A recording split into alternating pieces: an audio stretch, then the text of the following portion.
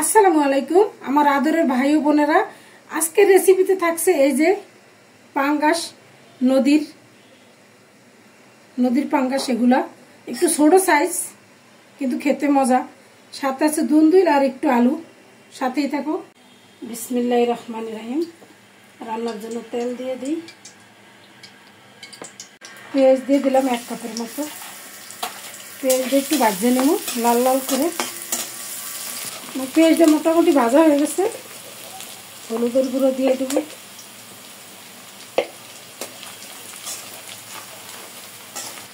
আদা বাটা, রসুন বাটা, স্বাদমতো লবণ, জিরা এবং ধনিয়া বাটা, শুকনো মরিচ বাটা। একটু পানি দিয়ে দেবো। মশলাটা একটু 3-4 মিনিট কষায় নেব ভালোভাবে। আমার মশলাটা কষানো হয়ে গেছে। মাছ দিয়ে দেবো। প্রথমে মাছটা কষায় নিতে হবে ভালো করে।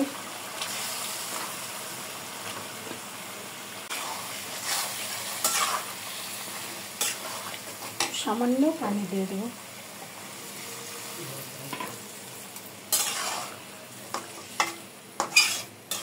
খেয়ে নেব। আস্তে আস্তে উঠাইতে হবে।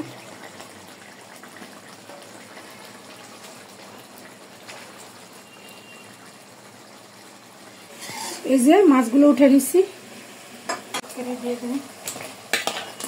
আগে একটু নাড়াচাড়া করে নিতে হবে, কারণ দুন্দুলের সাথে আলু একটু দেরি করে সিদ্ধ করে, তো এই জন্য দুন্দুল দিয়ে দেবো।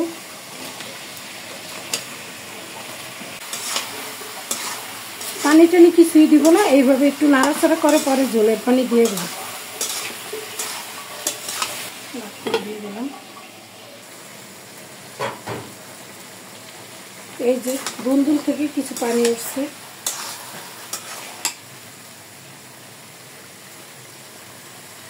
গরম পানি দিয়ে দেব।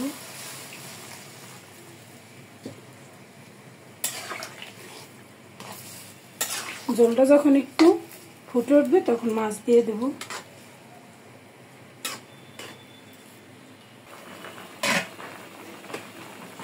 মাছ দিয়ে দিই, কষানো মাছ।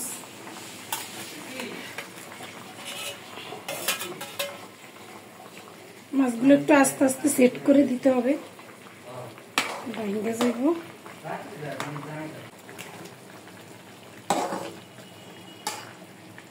আর ঢাকনা দিব না, এভাবেই রান্না করব। আর 5 মিনিট রান্না করব, তাইলে হয়ে যাবে।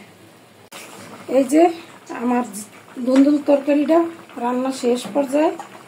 একটু ধনিয়া পাতা দিয়ে দেব।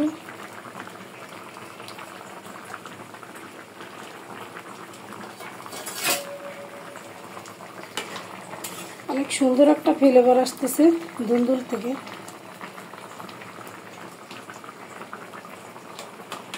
আমি আজকের মতো এখানে বিদায় নিয়ে নেব। আপনারা যারা এখনো এটা ট্রাই করেন না, ট্রাই করে দেখতে পারেন।